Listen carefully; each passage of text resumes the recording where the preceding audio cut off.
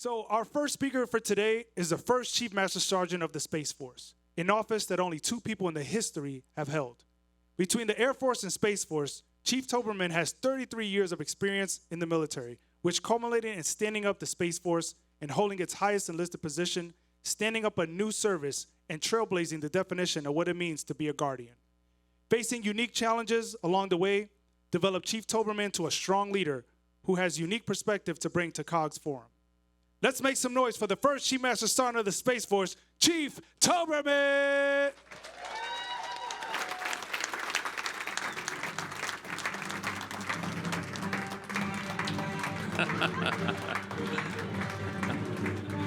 What's going on? That's the walk-up music? They asked me, they said, what's your walk-up song? I don't have a walk-up song. I just kind of live my life. And apparently it's a rule. I needed to have one. And so they picked it. They said, do you want to know what it is? I said, no, just surprise me. I'm surprised. I think deep down I was hoping for like maybe Nerd Alert by the Aquabats. I don't know if we got any Aquabats fans. 1, 2. There's 2 of us, you and me, Aquabats fans. How you guys doing? Good? What do you think of the new look? It's me. Here I am. Who knew? Thanks. Thanks for having me here. Thanks. This is really my first. I've been in deep hiding for 6 months, and this is my first public appearance. And when the team called me up and said, "Hey, would you come do this?" I really couldn't think of a better first thing to come and do. So from me to you, thanks to the team to put this together. Thanks to AFSA. Thanks to the test wing, and thanks to everybody that decided to invest in themselves today and spend time here. I really appreciate it.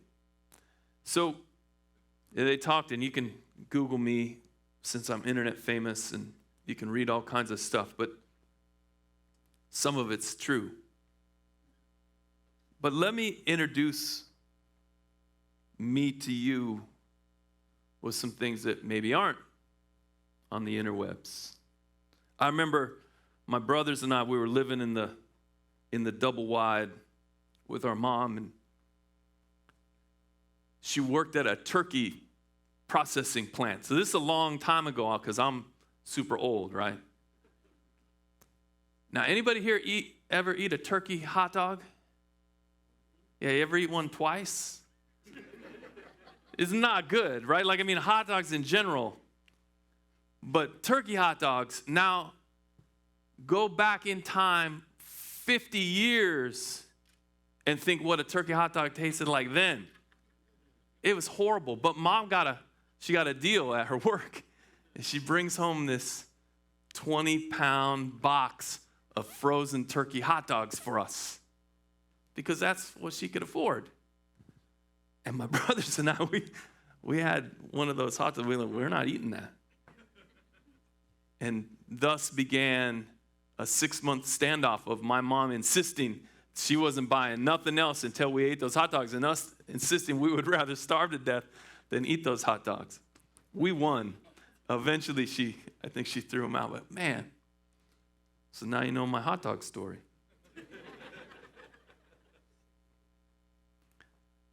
When I was 17 years old, I packed everything I owned, which wasn't a lot, into my 1976 Pontiac Catalina, and I left that double wide to be a rock star. You can see how that turned out. That journey ended with me homeless, stealing food to feed myself, panhandling. I had screwed up my life in every way imaginable. When I was in 9th grade, I failed Spanish. Years later, the Air Force taught me Mandarin Chinese. They taught me Albanian. I was actually a pretty good linguist, but somehow in 9th grade, I couldn't even pass Spanish class. My mom once found a book of poems that I'd written as a teenager. and had to have an intervention because she was worried that I might die by suicide because of the things that I was writing. It wasn't until I was 24 years old that someone said to me, "You can't hit somebody." I was a senior airman. I got in a fist fight. And they said, "You can't hit people." I said, "What are you talking about? I can't hit people." Where and when I was raised, violence was not just an acceptable but often a preferred means of conflict resolution. And I had no idea that the rest of the world didn't think that way. I thought when something was going wrong, you could just throw down. That's how it worked. Took me 3 times to make staff sergeant. That was one of the reasons. It was also a little bit harder back then. The first time I tested for technical sergeant, I got 93 and a 91 on my tests. And I was 15 points short of getting promoted. Just wasn't easy. I don't know if I mentioned we got any recruiters in the audience or former recruiters? Well, they call it a moral waiver. I needed a moral waiver just to get in because my rap sheet was long, and good for me, I didn't have to admit about the juvenile rap sheet that was buried and they couldn't find.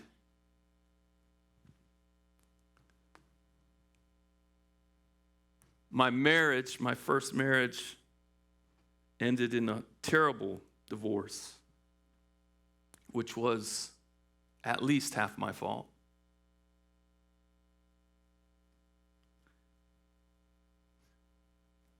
I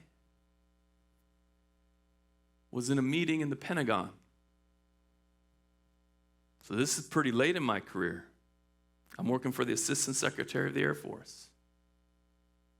And I got told that I was the enemy. I mean, this is in a meeting by a GS-15 because I was fighting for transparency and fairness in the selective reenlistment bonus process. And there was a colonel who refused to come to the meeting because I was a quote-unquote asshole.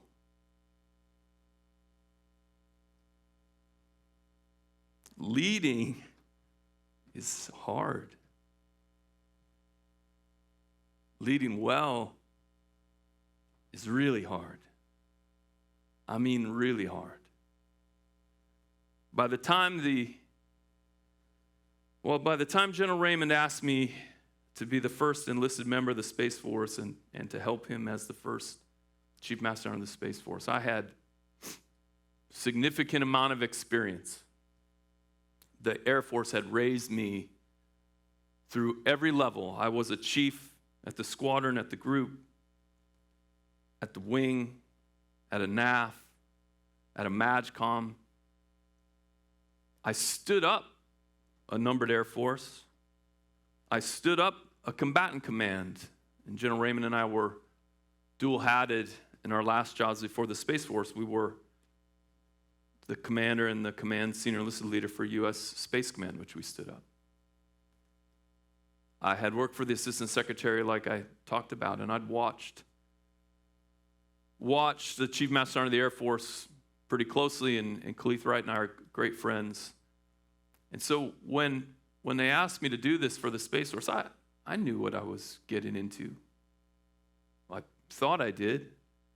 I knew how hard the work would be. I knew how to navigate the building. I understood policy and manpower and operations. I thought I was prepared. I'd been asked to do hard things many, many times. But the one thing that caught me off guard was the weight of responsibility that I felt was different than it had ever been, because all of a sudden, I wasn't responsible for the team. I appreciate We got some guardians here. But for the first time, and really the only time, it's sort of a singularly, it's like a singular thing when you're at the very top and it's brand new. I don't know that anyone, in fact, I remember talking to Chief Wright about it. He's like, yeah, man, like nobody feels like that but you. And I think he meant partly because I was crazy, but partly because I felt obligated, not just for these guardians that are here, not just for the guardians that were on the team at the time, but for guardians that won't be guardians for another 50 years. Like if the Space Force, if there's a single thing wrong 100 years from now, like that's my fault. Like that's how I felt every day for 3.5 years. Because leadership is hard. And leading well is super hard. And so, if you will allow me, now that you've got to know me, I'm going to walk through from my perspective in the course of my career what I think I've learned. And this is the guy that failed 9th grade Spanish, so learning don't come easy to me. But the things that I think I learned along the way, and hopefully give you guys some help. Because being resilient leaders, as the general said, I mean, it's like you have to be. You can't lead if you can't stay strong yourself. Because I used to talk about the importance of first sergeants. And the diamond first sergeants, they're important, but that's not who I was talking about. I was talking about the first sergeant, lowercase letters. The first sergeant in the room when the thing's happening. The first sergeant that the airman, the guardian, turns to when something's wrong. The first sergeant on the scene. And how important they are. Because the truth is, in the military, unlike almost any other occupation, any other profession, that if you're leading correctly, you are changing people's lives. Changing people's lives is your job. And if that doesn't feel heavy, you're not doing it correctly. When I first became a command chief in the Air Force, I was lucky enough to be at a wing that I had been a part of as my first duty assignment. My first duty assignment in the Air Force, I was a Chinese linguist in Hawaii at what was then, when I got there, the 6924th is now the 324th Intel Squadron. And all of a sudden, I find myself at Langley at the 480th ISR wing, and that's one of our squadrons. And I get invited by another who would become, she wasn't then, I didn't know her, but over time we became great friends. Sarah Sparks, who retired as the command chief of the Air Force Academy. But Sarah's the commandant out there. And she says, will you come speak at our ALS? And I'm an alum, right? Like I went to that ALS, 1996, like I was excited.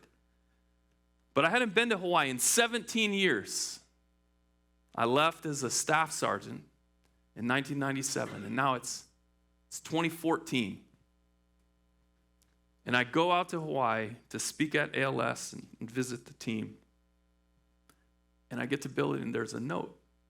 It says, hey, somebody wants to see you. Meet them at the club at 1700, go down and get dinner. Somebody's there that wants to say hi. So I walk in, and I'm looking around, and I'm, I think I'm safe. I don't think it's a trap, but I'm ready. I'm ready to throw down if I need to. And this skinny surfer kid in his late 20s is kind of behind the bar. Scraggly hair, kind of standard Hawaii. And I kind of glance at him, and I glance away, but then he shouts to me. He goes, Toby. And he comes running at me. And so I'm ready at first. But then I recognize him. He was the son of my first supervisor. Now, let me remind you, I hadn't been to the island in 17 years. I hadn't talked to him, certainly, who was 9 years old the last time I'd seen him. But he came over to give me a hug because that's the kind of relationship that I had with my boss, who knew how to lead, that I was part of their family, so that their children, almost 2 decades later, still felt close to me. If you're doing it right, you're changing people's lives. And that's hard, right? That's hard. There's a lot of pressure. So let's talk about how you can remain, well, they told me X. How you can remain resilient through something that's that hard. I used to tell chiefs, really anybody retirement eligible, but usually it was a conversation I'd have with chiefs. And they'd say, because they all do, you get to a point where, man, like this is tough. I don't know how long I'm going to do this.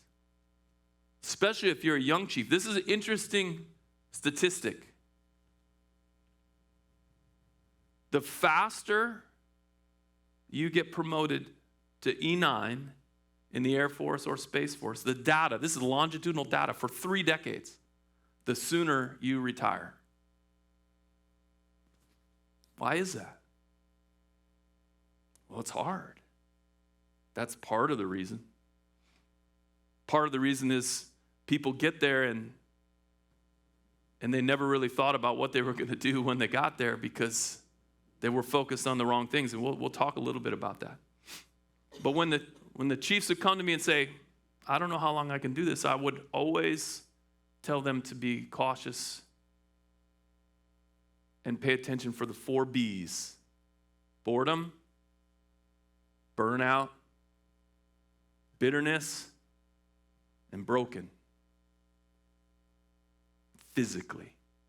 Because if you're any of those things, it's going to be tough to keep going. And if you're more than one of those things, you got to go. For your best interest and ours, it's time to go. And so when they asked me to come talk about resilient leadership, and I was thinking, man, I used to say that, and I thought, how about 4 B's for resilient leadership? I put a little twist on it. Be you.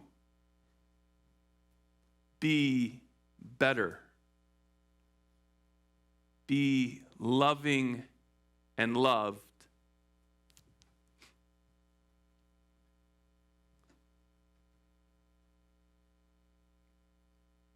And be the hero.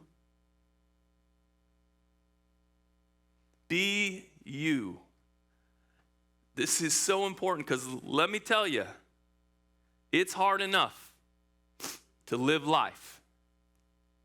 Once you start pretending you're something you're not, you're just intentionally and willfully piling weight on you that serves no purpose. You've got to be who you really are, not some fabricated version of who you think you're supposed to be, not some facade, not some identity. Trigger warning. If the most important thing that brings you value is anything but the individual difference that you make in the world and in the lives of other people, then you're not in control of your value. If the most important thing to you is your rank, your duty title, or anything else, that isn't under your control and isn't about changing the world or changing people's lives, then you are putting your value in something that's fungible in a negative way. Like you can't control that. And so I encourage everyone to value yourself and to find the ways that you, as an individual, make the world a better place. A good rule of thumb is, if the thing about me, fill in the blank, because we're complex beings, right? If the thing about me is something that I wouldn't want somebody else to automatically assume negative things about me because of it, then I shouldn't also expect positive things just because of it, right? Like if it's not important in one context, it's never important. So be you. You get to be you. If you wear your heart on your sleeve, wear your heart on your sleeve. If you're gregarious and hyped up and jump around, then do that. And if you're not, that's okay. If you're introverted, be introverted. If you're quiet and serious, be quiet and serious. If you're organized and meticulous, be organized and meticulous. If you're a little bit crazy, be a little bit crazy. You get to be you. But you don't get to never change, right? You don't get to not be better. And that's what number 2 is about. Be better. This is really, really important. Every day we should be doing everything we can to be better than the person we were yesterday, in every way that we can find. It will make us stronger. It will make us more resilient, and not just in the direct way. There's this interesting reality that we fail at the margins of our experience. I want you to think about that for a second. The hardest things to experience are the things that we've never experienced before. We fail at the margins of the things that we know. So the people that spend the most time pushing those boundaries out are, by extension, the most resilient people. They will experience less failure because they've tried more things. And you become inoculated to the stress and to the failures themselves. You're like, okay, I tasted that failure. And the next day it was okay. It was just a little bite, and it was a bite that I controlled. This is another really important part of being better, is that when you're doing it deliberately, then you get to control it. When I get in my ice bath, anybody here do that crazy stuff? Yeah. So when I get in my ice bath every morning, I get to choose that. Like, I'm the idiot putting myself in the ice bath. And I'll just dispel one myth if anybody ever goes down this road and wants to do this crazy thing. It never gets easier. Does it ever get? It never gets easier. Like 47-degree water is always 47-degree water, and your body always says, what the hell are you doing? Why are we in here? But I choose that. When I go to the gym and lift heavy weights, I choose that stress. Because there's going to be stress that you don't choose. And so the more different types of stress that you're inoculating yourself to by choice, the more ready you are for the stresses that you can't control. So be better. And the best version of you is the best person to bring into relationships. which is why I say be loving and be loved. I was just reading an article by Harvard Medical School, and they referenced a study. I'm sorry, I don't have the source document for the study, but you can Google it, I'm sure. But there was a study that showed that not having a healthy relationship or multiple healthy relationships, human beings lacking healthy relationships have a 50% increase in their all-cause mortality.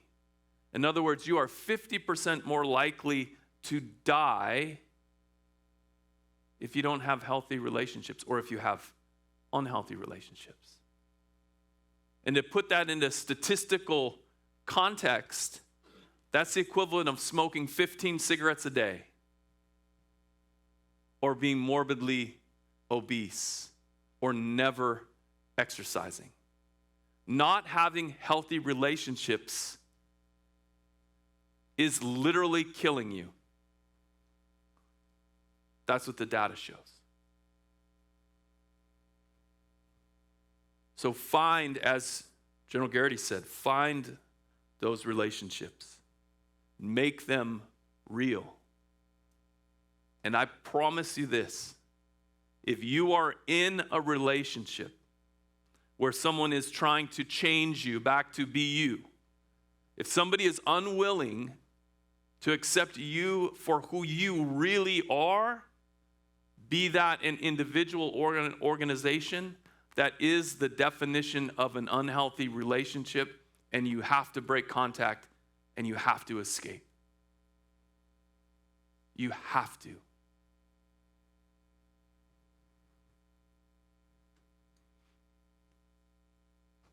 Only a person who's loving and loved has the capacity for the last B, which is be the hero. You guys are familiar with, what do they call it?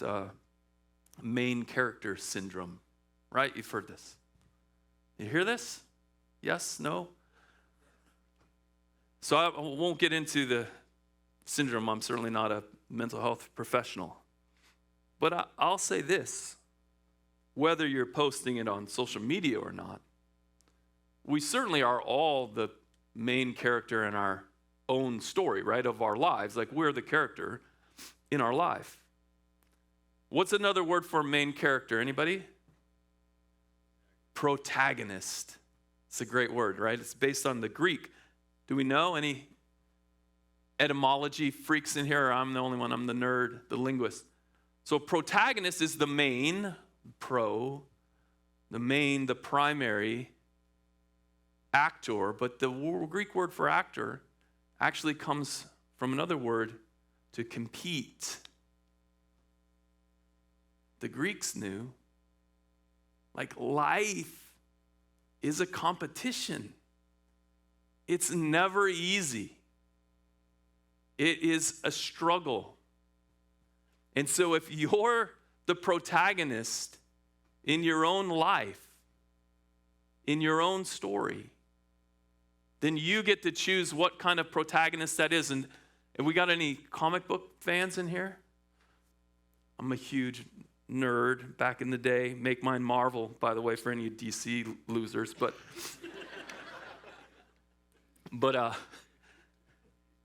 imagine going to a movie or opening up a comic book and there's Batman.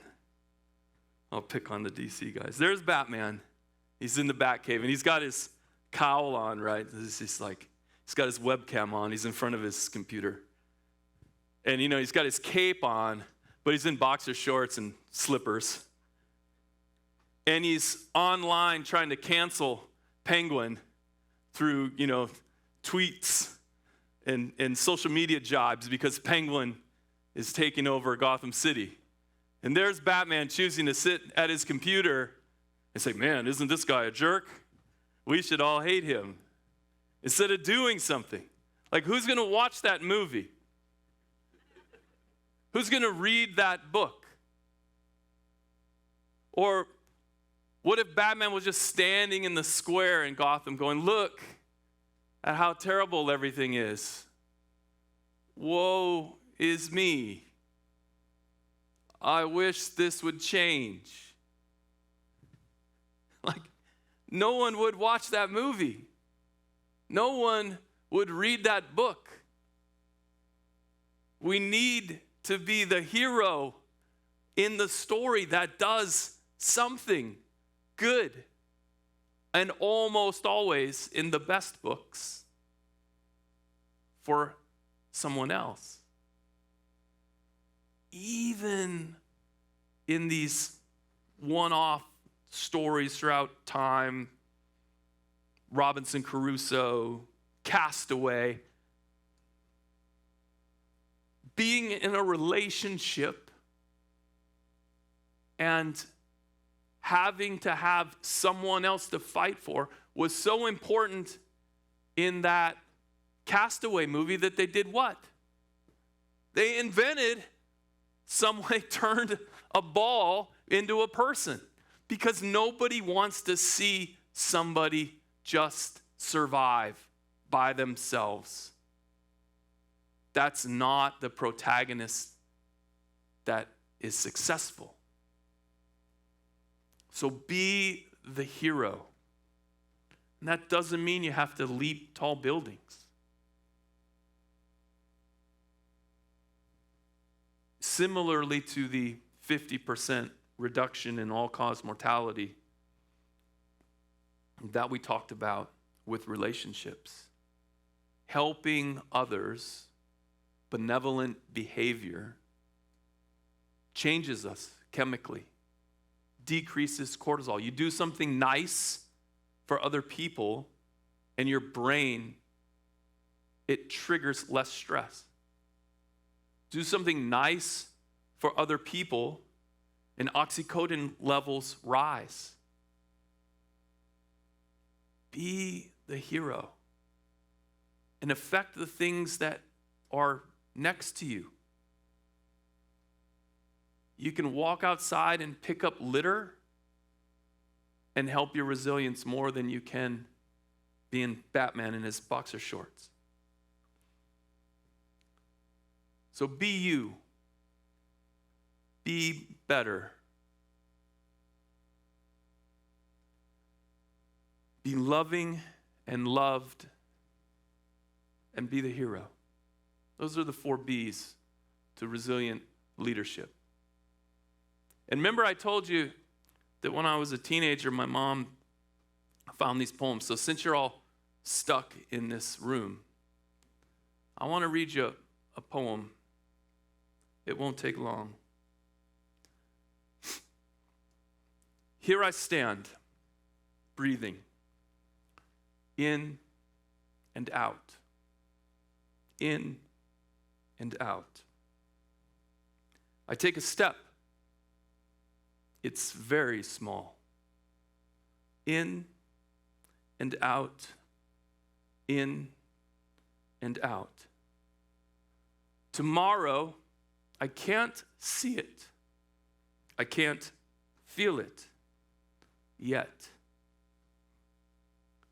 But there I'll stand, breathing. In and out, in and out. I subject you to my very amateur poetry because I want you to know that a week ago, I woke up in the middle of the night and I wrote that. It doesn't matter if you get all the Pokemon. It doesn't matter if you got a Wikipedia page. It doesn't matter how much money you have or how famous you are or how many thousands of people might say they love you. Life is hard. Leading is hard, and leading well is harder. But it's navigable. It really is. it's not going to get easy. And none of us have it easy. I appreciate your time, and if you've got questions, I'll take them. I don't know how much we're over time, but thanks, everybody. Have a great day. Oh, don't stand up. All right, ladies and gentlemen. At this time, if you guys have any questions, please text the number that you guys see. If you scan the QR code, it's going to call. So just go ahead and stop that phone call for us. And go ahead and text the number, and then we have a couple minutes for a couple questions. So if you guys can text that for us right now, that'd be great. Or if you just want to shout it out, I don't care. All right, sir. Our It'll be first okay. question is, who do you look up to for inspiration or mentorship? You know, I look everywhere. I don't think there's a single person. I had, since I'm here at Eglin, one of the people that always comes to mind is a former command chief here, Marcus Snoddy. Some of the civilians in the room might have been around when Marcus was here, or somebody. Marcus and I were in Bagram together in 2012, and he took great care of me. He was a great human being. He remains a great human being. I love him dearly. But he taught me a lot about kind of, I think, being a more senior chief. I was a fairly junior chief. I was a group chief, but I was fairly junior then. I had the stripe on about 3 years, and Marcus really helped me kind of understand kind of big picture, and he put me under his wing. And then him and other guys, Calvin Williams, I met on that same deployment, and Calvin and I would serve in ACC together years later as NAF command chiefs. But there was just a lot of those folks that looked after me. There was a command chief at Air Intelligence Agency when I was in the squadron. His name's Rick Ricker, and Rick visited my team while we were deployed. For those of you that don't know, so I was an airborne linguist. I was a RC-135 guy, and so I had the crew when we were deployed, and Rick came through, and he visited. He was only on the ground with us about 36 hours, and then he left. And I just was doing my thing. We showed him around. We let him meet the crew, saw our operations, and then he left. It was no big deal. And years later, there was a misunderstanding. I'll just leave it at that. There was a misunderstanding as I was competing to be a command chief. And Rick had retired. I'd never talked to him again. It's just, at the time, I'm like, I don't know, just some bigwig that showed up, and we give him the dog and pony, and he leaves. And so this is, I don't know, 6-7 years later. And there's this misunderstanding, and the colonels that were interviewing me, they got called and said, hey, don't hire this guy. The misunderstanding was that I was not, quote unquote, all in, which was interesting to me at the time, since I just got back from my 19th deployment. And I was like, I don't know what all in means to you, but I kind of feel like I've always said yes. But Rick is now retired. He's a civilian, and he's working for one of these colonels. General Jeff Cruz, who's the new director of national intelligence. And Colonel Cruz goes to Rick, and he says, hey, I just got this call, and they said this guy, I probably shouldn't hire him. He's not all in. And Rick, who met me once and spent 36 hours with me, said, I don't know what the real story is, but that's not true. And had he not done that, and had General Cruz not decided to wait until the full story came out and I was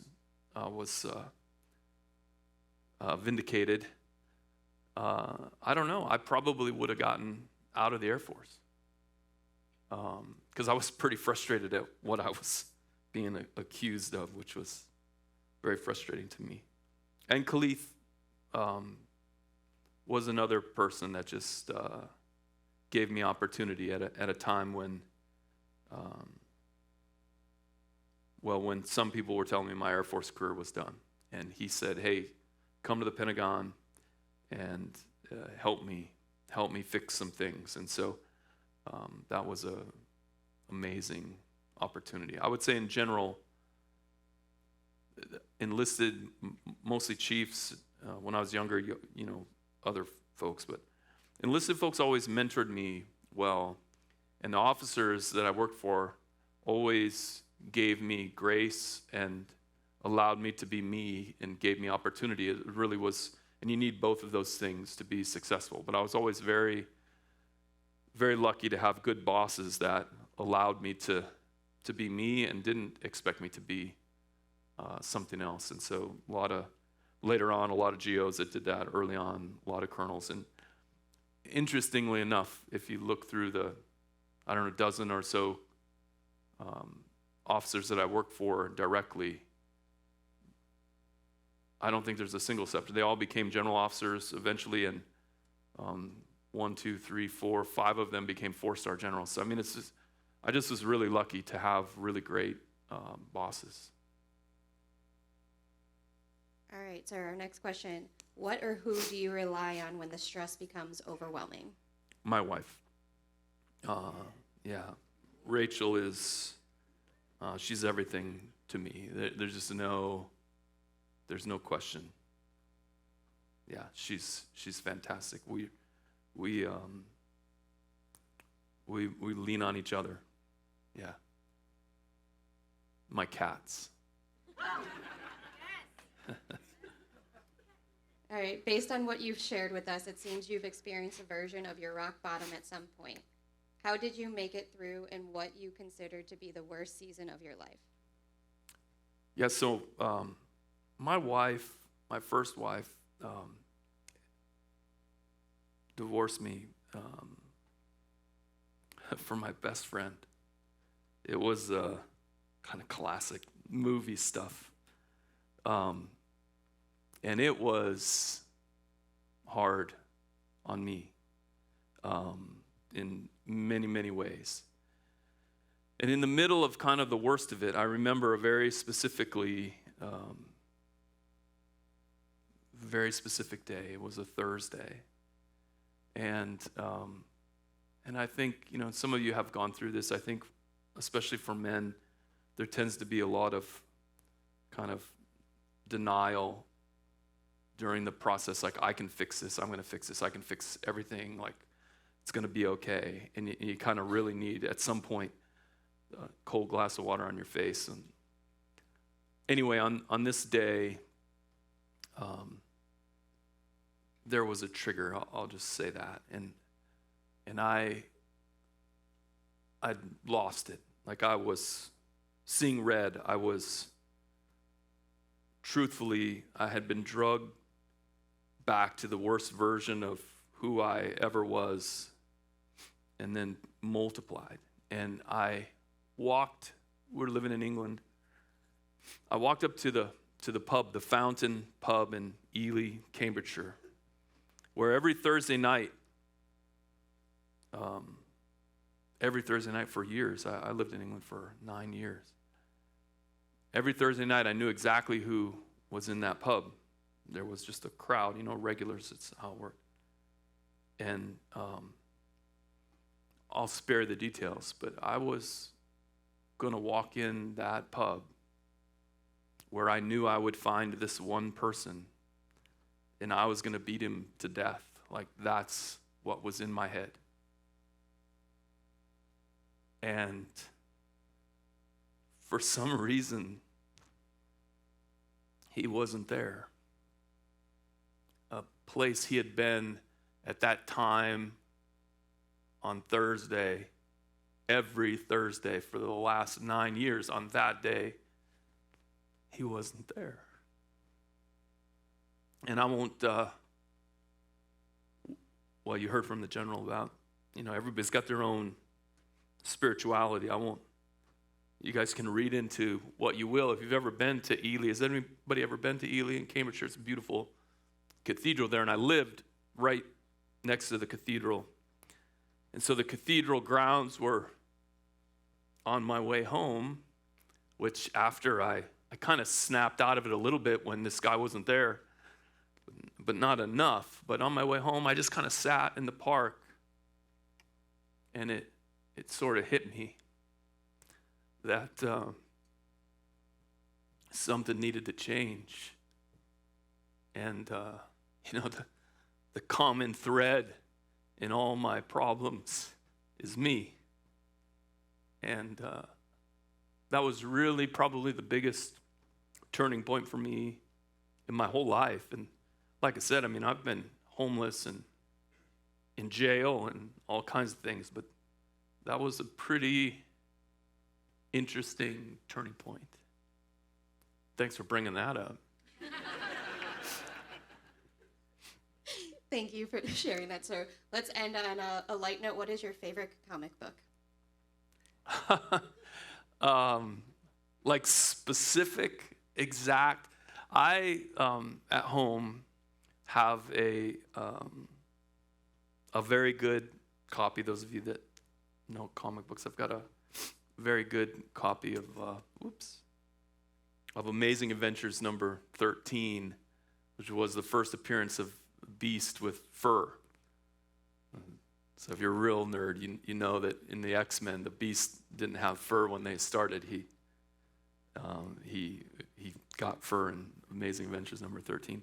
I was always a fan of Beast because he was a total nerd, and but he was super physically capable, and I always thought it was a good combination. I was also a big Daredevil fan, although it got a little dark for a while, and but maybe that's why I liked it. But yeah, I was a big Matt Murdock fan and Spidey, all of it. I was yeah. But the one book I have at home that probably is coolest to me is that Amazing Adventures number 13. All right. Thanks, everybody. Appreciate you. Have a great day.